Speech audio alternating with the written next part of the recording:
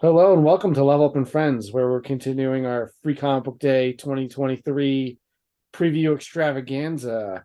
I'm your host, Scott, and joining me today, I've got Kayla from Speech Bubble Apparel. Hello, everyone. Hi. Thank you for joining me. Thanks for having me. Of course.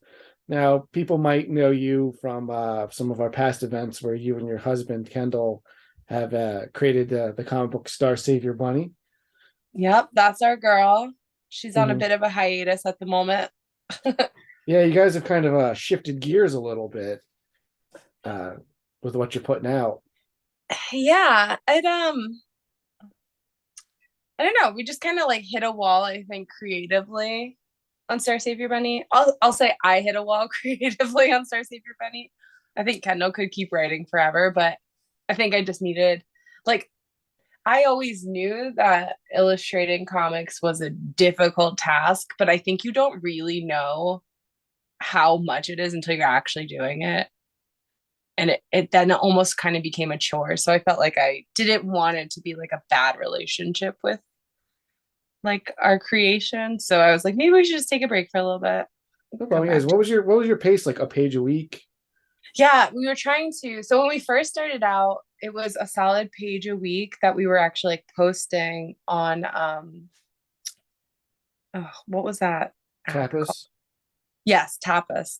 Yeah. And we were actually doing it like pretty well. Got through like issue one, issue two pretty steadily.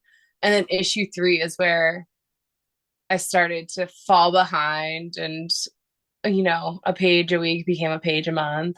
And then it became a page every 5 months. So Yeah. it's just, it's like, all right. Because I think with those things, you have to be consistent. Otherwise, you Yeah. know, readers get frustrated. And I get it as somebody who, also like takes in other people's content. You feel like you kind of are owed it. You know what I mean? No, I get what you're saying. But Yeah. now you guys have been how long have you been doing you've switched over to now you like make and sell your own shirt designs. Yeah. How long ago did you guys switch over to that? It's probably been about a solid year that we've officially been doing it. We've been talking about doing it for a while, but it wasn't until last summer where I actually like buckled down and invested in the right equipment that we needed because before that it was kind of a frustrating process because it was very like very DIY. And with something like screen printing where it has to be so uh what's the word I'm thinking of? It has to be so like perfect almost, just in Hmm. the way that you're putting the screen together, that the whole DIY approach was just so incredibly frustrating because like you would go through hours of preparation to get the screen ready and then like try to do this like 12-minute exposure using just a lamp in like our dark garage. It was like, all right, this isn't great. So about a year ago I just really buckled down and invested in like the equipment needed to actually like get it done the correct way. And so we've been like doing it pretty solidly for about a year now.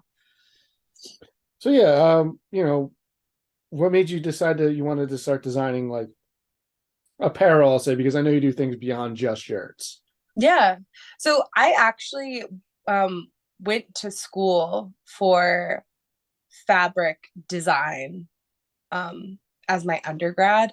And so I've always had this like fascination and connection with making graphics on apparel and then like or making graphics on like yardage of fabric and then using that fabric to create something else. That's Hmm. always been something that I've been interested in. Ever since I was a little kid, I've always loved like clothing, and I've always loved kind of like exploring how different, you know, silhouettes can like change a person's appearance and that kind of thing. So I kind of always knew that I wanted to do something in fashion, and not high fashion to be specific, but just like something with putting my personal artwork on something that somebody can wear. Like I think that's just really cool.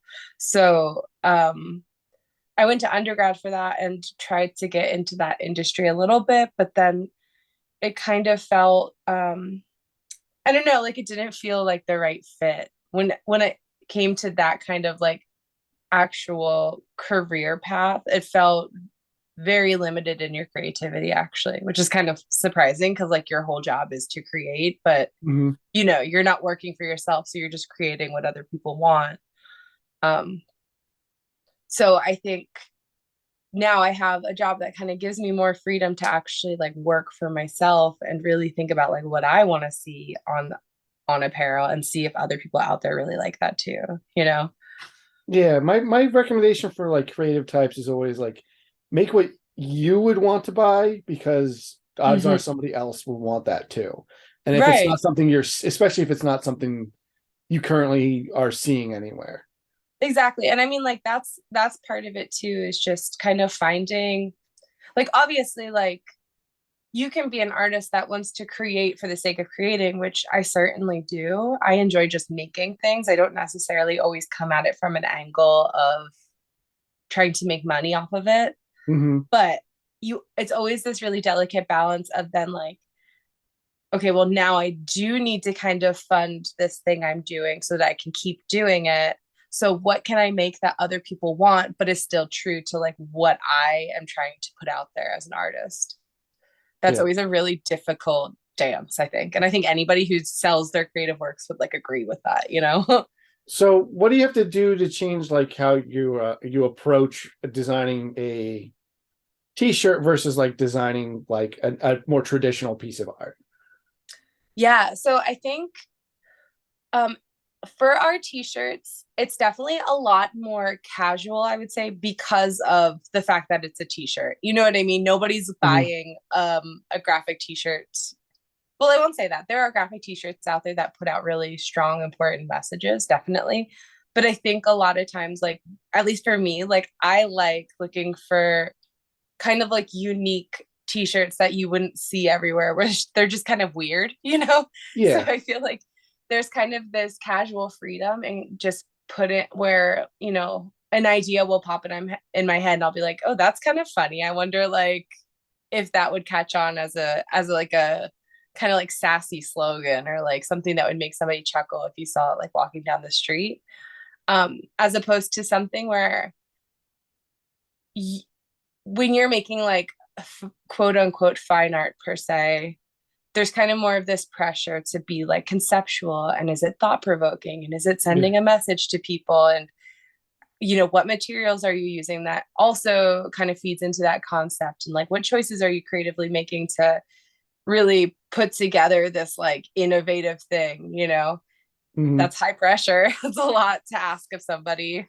And there's some people who just, I don't think as a creative person, I've never been very strong at using my creative ability to convey important thoughts. I know that sounds kind of bad. Like I have important thoughts, but I don't think that that's like my purpose as a creator. I think there's people out there who are doing that so well and wonderfully already, and I like to take in their work. So for me, it's kind of more about just making people laugh or like just a little bit of joy or just something Yeah. stupid. You know what I mean? No, not everything needs to be, for lack of a better term like important or thought provoking. Right. Like you don't need to reinvent the world all the time. Exactly. I mean, you do that with your personal actions, but you don't necessarily have to do that with every shirt you make. Right. Or Yeah. yeah, it's just I don't know. I think there's this kind of stereotype of like the artist has to be a deep thinker. And I do think that most people who are creatively inclined are thinking deeply about the world around them because you're seeing it in a different way than people who aren't creatively inclined. But yeah, exactly. It's just like I don't know. That pressure shouldn't be put on anybody unless they want to be doing it, you know? Yeah. But all right, so can you tell me a little bit about some of like your design styles that you've been doing? Like I know you've done like a couple of interesting series with your shirts. Like I know Mhm. you did the zodiac sign series. Like what was the inspiration behind that? Yeah, so I am definitely like intrigued by, you know, mythical mythical stories, into kind of like what is the word? Oh my gosh, I'm blanking. Edit Hmm. this out, Scott. I'll see how lazy I am when it comes to edit, so No. people will know. Oh my gosh, what is the word? It starts with an A. When you are, Oh, like astronomical or yeah, like yeah. I just like into astrology. It's so funny. I'm like bare minimum into astrology. Like I'm not that deep. I just like the fact that, like there are these certain star signs that you're supposed to be, you know, that are supposed to describe you perfectly. It's just like kind of ridiculous, but it's kind of cool because like when you really sit down and think about it, and like I know a lot of it is probably just like you influencing and kind of convincing yourself that you're like, oh my gosh, I'm such a Scorpio or whatever. But like sometimes it is kind of dead on, and you're just like, huh, that's weird, you Yeah. know? Well, I have a different perspective on that because my I know birthday you happens do. to fall like right on like the precipice of one. So depending where you're looking for horoscopes, I'm either a Capricorn or a Sagittarius. And it's just like none of these really make sense for me. See, I think you're such a Capricorn. See, I don't even remember what those like says about those things. But then the Chinese New Year affects it too. So then I'm an ox. I don't know what that means. I know I'm not Yeah. supposed to get along with the rooster, I think. Like, people like Uh-oh, to, I there's think out humans there. like to find patterns amongst the chaos. So Yes. I think it kind of comes from a primordial sense of that. Yeah, However, totally.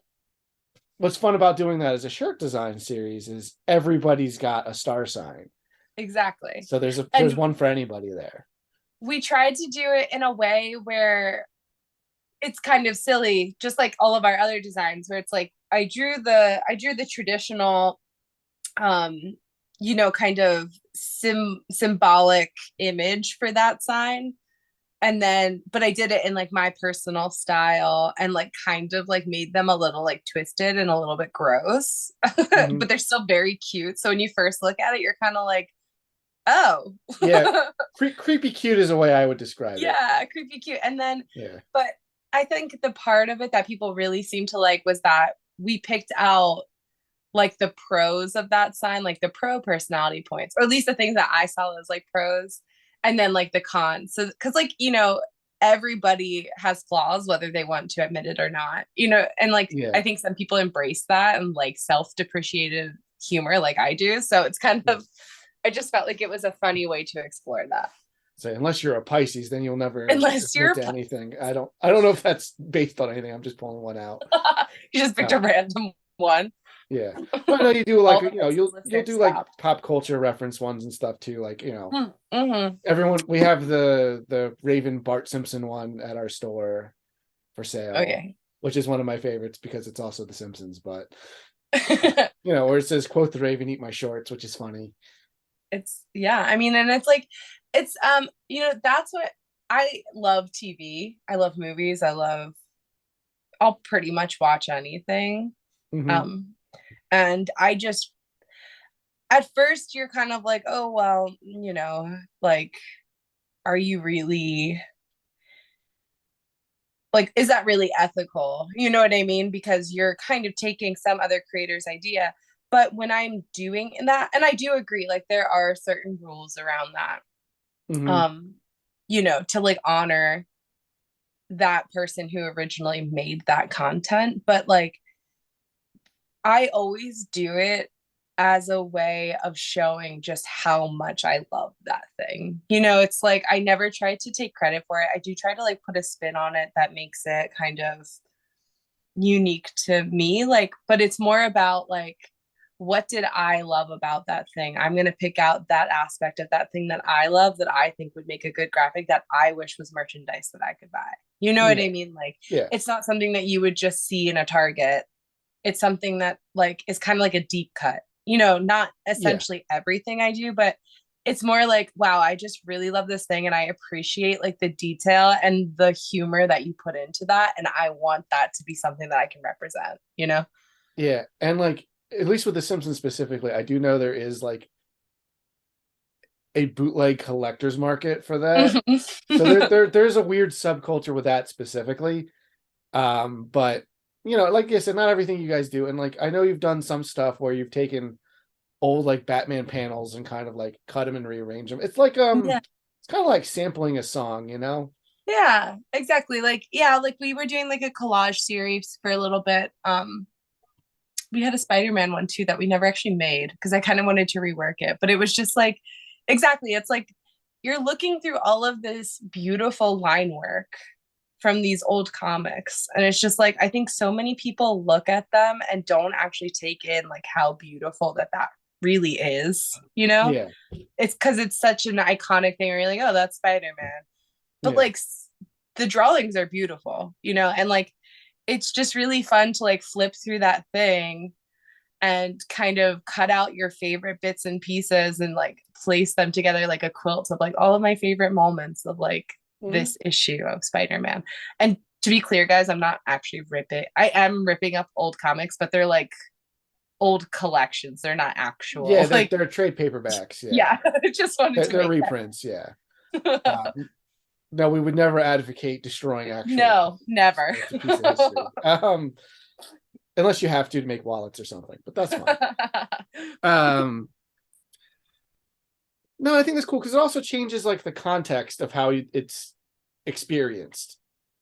And like for lack of a better term, like the average person, especially because you're doing like old comics, Right. they usually don't go back, like myself included. Like I've gone back and read some of this old stuff. But like I don't go out of my way to read a ton of it. Hmm. But you got to imagine, like the person who sees like Batman at Target is not a person who's going to do that and go pick up the old trades. No, yeah, they're just making a quick buck off of an Yeah, iconic yeah. Like symbol. they like oh, there's a Batman movie, I'll go watch that, and like they're not. Right. I'm not saying they don't like the character or that's like No, the but wrong way to enjoy them, but yeah, it, there's a it different yeah, appreciation. yeah, and I think that's cool. And again, it's not something I can go into like Spencer's and pick up, Right. you know? Well, and then when you really think about all of the process that we did behind that to make that product, like the flipping through of the magazines, the cutting out of the images we like, the rearranging of those images to be in a composition that we think looks good, to make the screen and then to print the shirts is really like a labor of love. You're not just going to pick any random stupid thing.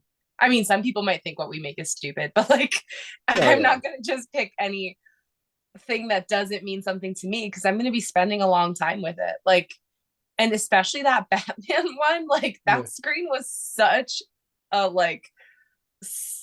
a troubling, like, because it was just so big and such fine detail that it caused a lot of problems. So like we really wanted to make that, so we really just like had to keep going with it and try to get it right, and that was like one of our first successful screens, so that print is like pretty special to me just Mhm. because that was like the first like actual professional looking thing that we had produced. Yeah. And that's cool. It's a lot of really weird old Batman panels. Yeah. Like people are always like, oh, and then they start reading them and they're like, oh. Oh yeah. Like People Batman don't is a lot realize more like shit. people take Batman very. So your husband Kendall and I have a Batman podcast with the old one, the old Adam West show. So we're like, oh yeah, this is really silly and like Yeah, not that serious. People take Batman very seriously. He is a much stranger body of work than I think people want to engage with. totally. I'm not saying one way is wrong or better than the other, but like No. that's part of what makes a character like him fun, is you can Yeah, interpret him in all kinds of funny ways. Like exactly. you And can it's make like it's just a yeah, side of him you don't see often. yeah, and I think that's fun. They're called comic books, not drama books. Drama books. Yeah, I would also read a drama book though. I mean, I have a fair few of them on my shelf behind me, but yeah, and that's not to say like you guys do a lot of original designs. Not everything you do is related to pop culture. No, I know yeah, you do a like lot of stuff with like cats and dogs because, well, I know you're an animal person. yes, yeah, like animals are my favorite thing to draw. I love um I don't know, there's such a beautiful like symmetry to animals, it's really satisfying for me to draw them in just a certain way. I just Hmm. really think that they're gorgeous to look at and I never get sick of them. And I think that I like to use those so like basically if you haven't seen our work, it's kind of influenced by a lot of like vintage cartoon styles, a lot of vintage Valentines that I like to look at, a lot of vintage kind of like motifs that you pick up from like thrift stores and that kind of thing. Like I just love the look of vintage cartoon character work essentially. And Hmm. so I like playing around with that and kind of like twisting it and kind of adding like these kind of like creepy little factors that are just kind of like just a tiny bit twisted, but not like so gross that you wouldn't want to wear it, you know? And like I like to pair, or it's like it'll be something like demented, like it's like a sweet little kitten, but then it's like, you know, eating a human heart or something. You're just like, what Yeah. am I looking at right Or you'll now? just have like a generic cute cat, and it says like "fuck around and find out" or Right. something. And then Yeah. it has like, yeah, exactly. It has like this message of kind of like, you know, I don't know. It's kind of like this weird dichotomy of just like I think a lot of it stems from like being a female and kind of like, you know, like maybe not so much anymore as like we raise like our female children, but like definitely when I was growing up, it's like everything you love is cutesy and everything is very, you know, feminine and everything's like So you had kittens to. and hearts and flowers. And I, as a Yeah. person, eat that shit up. I love it. But like it's also kind of like, you know, I'm also like an adult woman who can like take care of myself and I'm gonna like let you know about it. I Hmm. love kittens and rainbows, but also like don't mess with me, Yeah. you know? No, that's cool. I mean, you guys are still working on like traditional comic book stuff too?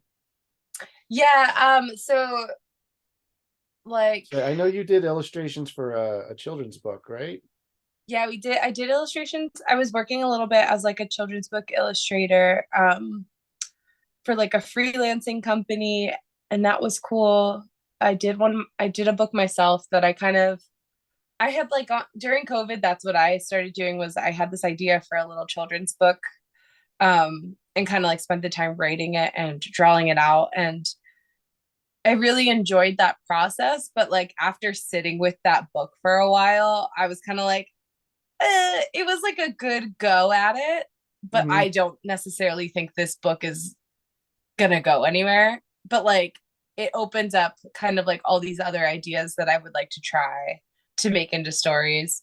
So and keep playing around with that. But like yeah, like we kind of just have been I will always be like an illustrator at heart. I think a lot of our even our t-shirt work is all based in illustration essentially. You know, Yeah. I like clean graphics. I like um playing around with bold line. I just like am very into that aesthetic.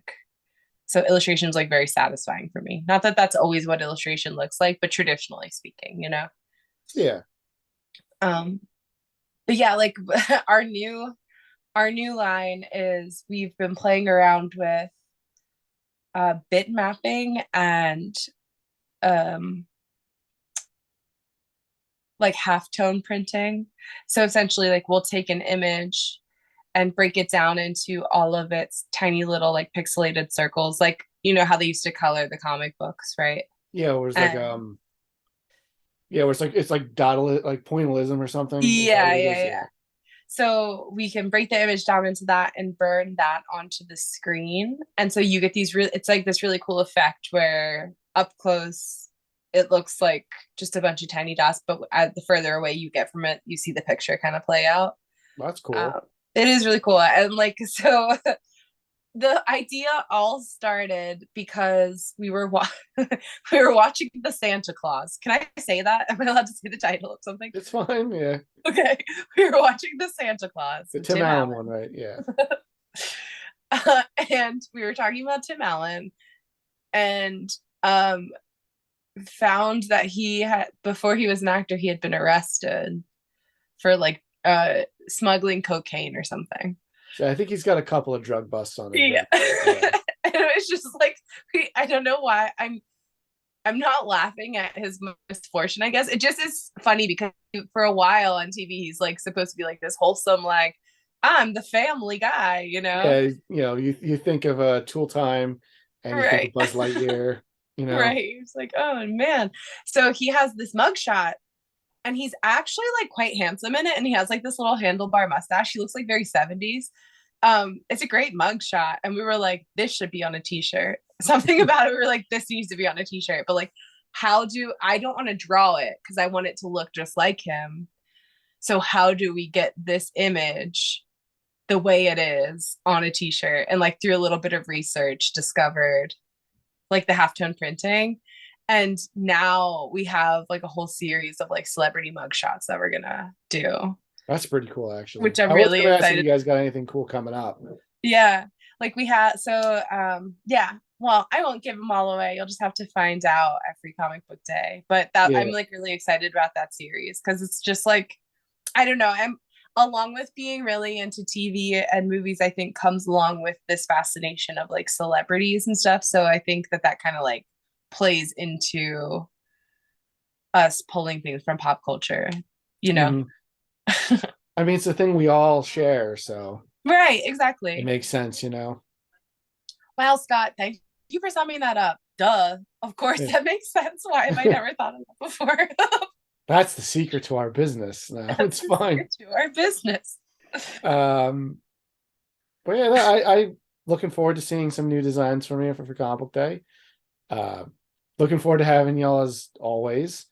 I know we're doing something special this year where certain vendors are going to have some of the free comics at their table, and you guys are going to be doing the Archie horror comic. Oh, yeah. Yeah, so the only way to get that at the show will be to come see you. You have to. Yeah, there's no other way. So you have to see the shirts.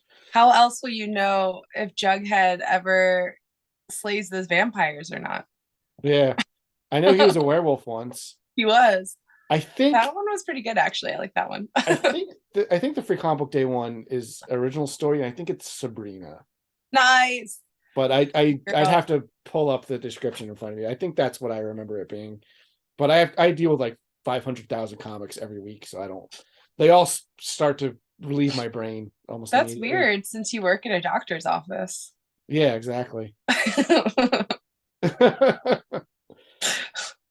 Well, I thank you for joining me. It's always fun talking to you. And one thing I've discovered is like with creative people, I love just talking the creative process. I find it fascinating. So hopefully other people respond to that as well. And Yeah. I look forward to seeing you on May 6th.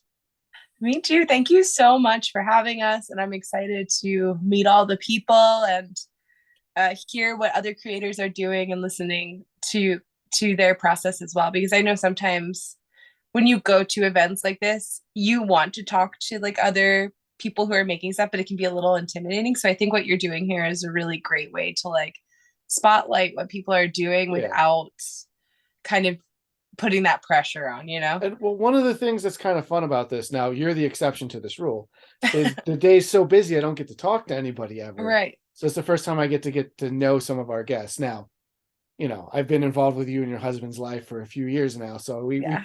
we Scott's our talk a little on the regular. But like I've already interviewed like Kit. I never get to hang out with her because I only ever right. see her like briefly at these shows, and I have to move on and do a million other things.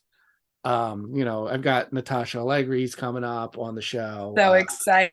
At least as of this recording, I haven't had a chance to talk to her yet. I think next weekend is whatever the 24th is when we're supposed Natasha to go. Allegri, I love you. Yeah. So I'm very excited to talk to her, and because she, just also because she's a new person for us. Mhm. But I'm in talks with a bunch of people to come out, and so we'll see who everyone gets to join us. I think I'm gonna have these podcast episodes lined up all the way until May 5th. That's So awesome. so there should be a bunch of people where you get to talk to, and there might be a couple of like people who join us later. I'll just do like special Mm, drops just off the schedule. So all right, well, thank you again, Kayla. very Um, cool. Thank look you. Look forward to seeing you soon. I'll drop the Speech Bubble Apparel to your Instagram, right? I'll put that in the description of this episode. Yes. We also just launched a website, like an Oh, official on Shopify where you can actually buy stuff. So nice. What's the buy website? stuff, please. What's your address? It's just speechbubbleapparel.com. Okay, it's easy enough. There you go. I'll make sure that links everywhere as well. Right. So thank you again. We'll look forward to seeing you and everybody else on Saturday, May 6th for Giant Size Free Comic Book Day 2023. Woohoo!